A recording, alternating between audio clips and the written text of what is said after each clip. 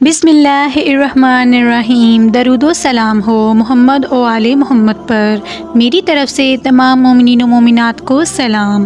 یا علی علیہ السلام مدد۔ ناظرین گرامی، آج کے اس ویڈیو میں ہم آپ کو بتانے جا رہے ہیں کہ حضرت ابو ذر غفاری کون ہیں، کیا وہ صحابی رسول ہیں، وہ کن کے ساتھ تھے، کیا وہ پہلے کافر تھے۔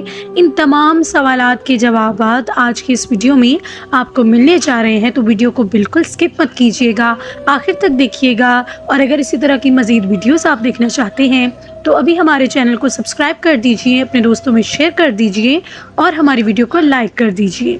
حضرت ابو ذر غفاری رضی اللہ تعالیٰ عنہ بہت بڑے مرتبے کے صحابی تھے۔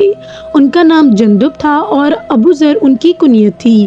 رسول اللہ صلی اللہ علیہ وآلہ وسلم سے بہت گہرا تعلق رکھتے تھے اور بہت ہی زیادہ محبت کرتے تھے۔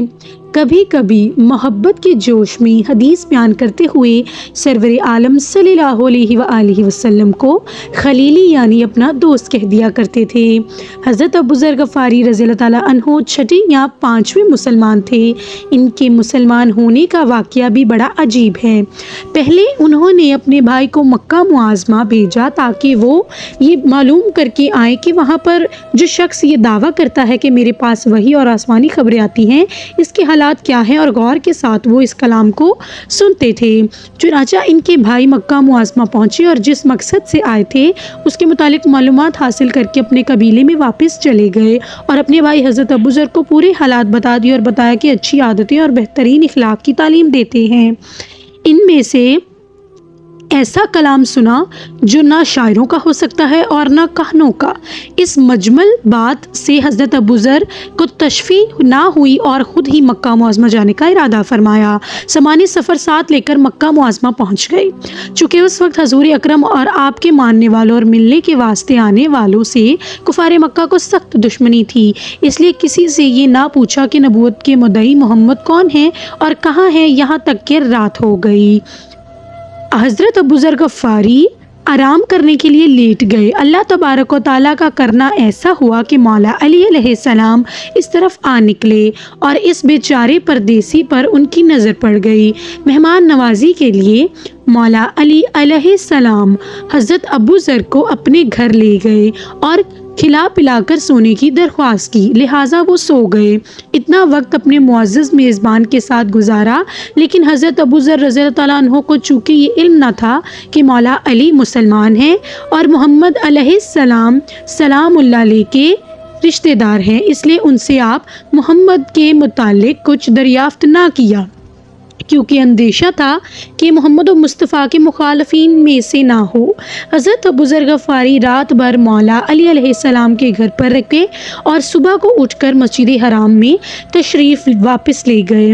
اس روز بھی شام تک مسجد حرام میں بیٹھے رہے اور اسی انتظار میں رہے کہ شاید محمد و مصطفیٰ آ جائے اور ان سے بات کرنے کا موقع مل جائے، مگر آج بھی اس مقصد کو پورا نہ کر سکے، حتیٰ کہ رات ہو گئی اور آرام کرنے کے واسطے لیٹ گئے۔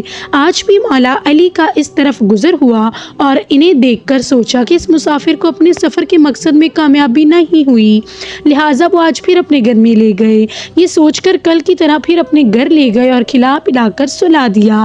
صبح ہونے پر حضرت ابو ذر مسجد حرام میں واپس آ گئے اور اس روز بھی مولا علی سے اپنے مقصد کا کوئی تذکرہ نہیں کیا۔ مکہ معظمہ آئے ہوئے یہ تیسرا روز ہے، لیکن محمد و مصطفیٰ کے متعلق دریافت کرنے میں خطرہ ہے اور راستہ ہی پر نظر ہے کہ آپ علیہ السلام سلام اللہ علیہ کو نکلتے اور ملاقات ہو جائیں، لیکن آج بھی ایسا نہ ہوا۔ رات ہو گئی اور آرام کے لیے مولا علی آج بھی اس طرف سے گزر اپنے مہربان کو پھر اسی جگہ پا کر اپنے گھر لے گئے اور کھانے کی روٹی آگے پیش کی، سونے کی درخواست کی۔ حضرت ابو ذر غفاری سے تیسرے روز مولا علی نے ان کے مکہ معظمہ آنے کا مقصد دریافت کیا۔ حضرت ابو ذر نے کہا، اگر آپ یہ عہد کریں اور یقین دلائیں کہ میرے سوال کا صحیح جواب دیں گے تو بتا سکتا ہوں۔ مولا علی نے کہا، میں آپ کو صحیح جواب دوں گا اور واقعی بات بتاؤں گا۔ حضرت ابو ذر غفاری نے فرمایا، مجھے معلوم ہوا کہ شہر میں محمد و مصطفیٰ نام کے کوئی صاحب ہے جو نبی ہونے کا دعویٰ کرتے ہیں اور سب کے سامنے اپنی دعوت پیش کرتے ہیں۔ مولا علی نے فرمایا، بلا شبہ ان کا دعویٰ حق ہے اور وہ اللہ کے رسول ہیں۔ मौला अली फरमाते हैं, सुबह मैं आपको अपने हमरा उनके पास ले चलूँगा।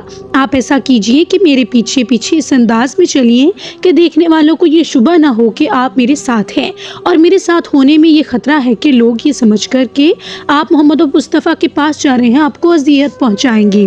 रास्ते में जिस जगह मैं ख़तरा महसूस करूँगा जूता दुरुस्त करने के वास्ते बैठ जाऊँगा। आप आगे बढ़ते जाएँ और मेरी तरफ कोई तवज्जो ना दें। जब मैं पीछे से आकर आपसे आगे बढ़ जाऊँ तो फिर आप मेरे पीछे पीछे चलते रहिएगा।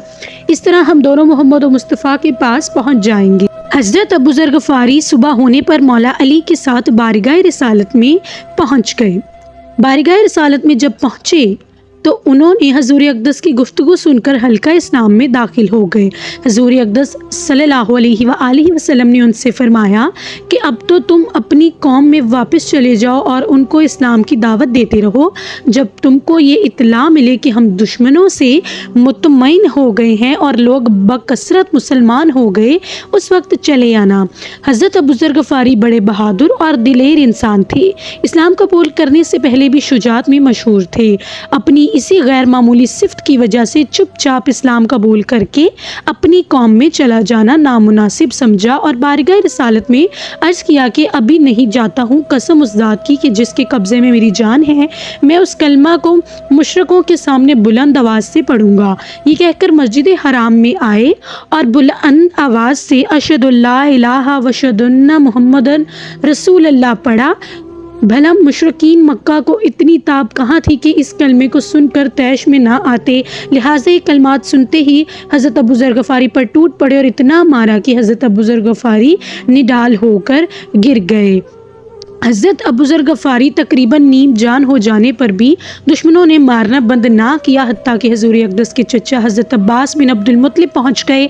अगरचे उस वक्त हज़रत अब्बास मुसलमान नहीं हुए थे, मगर फिर भी हज़रत अबू ज़र ग़फ़ारी पर लेट गए और यूँ कहकर बचाया कि उन्होंने क्या कहा, तुम्हारा नास हो, तुम जानते नहीं हो कि ये कबीला गफ़ार का आदमी है।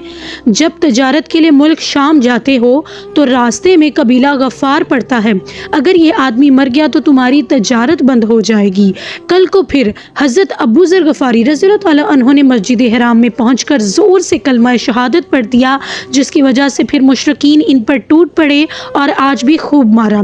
आखिरकार इस रोज़ भी हज़रत अब्बास पहुँच गए और हज़रत अबू ज़र ग़फ़ारी पर लेट कर उनकी जान बचाई। ये अहादीस हमें बुखारी मुस्लिम में मिलती है। हज़रत अबू ज़र ग़फ़ारी की बड़ी बड़ी फ़जीलतें हदीसों में आई हैं।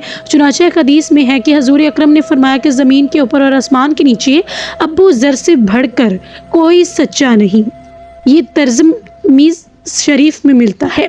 मौला अली रिवायत करते हैं कि रसूल अकरम ने फरमाया, बिलाशुबा हर नबी के लिए बड़े दर्जे के 7 खास और चीदा मसाहिब और 7 रहने वाले होते, और मुझे ऐसे 14 मसाहिब दिए गए जिनमें अबू ज़र ग़फ़ारी भी हैं।